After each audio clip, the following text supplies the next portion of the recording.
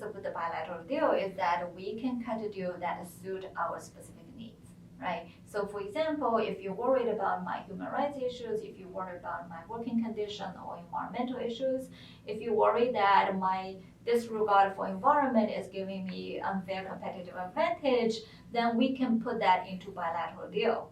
You're not no longer allowed to dump the waste into the river, and this is artificially lowering your cost. So all these specific things you can put in the bilateral deal. So for example, the US deal with Colombia, there's so much detail about the labor conditions and environmental conditions, which is impossible and almost impossible when you have more countries with very heterogeneous conditions to join. So I think expanding those deals defeat the very purpose of bilateral deals.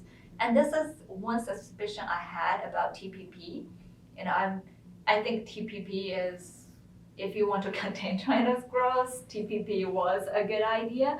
But my worry back then was the implementation, the enforcement of all these clauses you put on TPP, right? You're saying China disregards environmental rules, China does not respect working conditions for the people, and we're going to sign a TPP that is built on a higher platform, right? These are the agreements we had.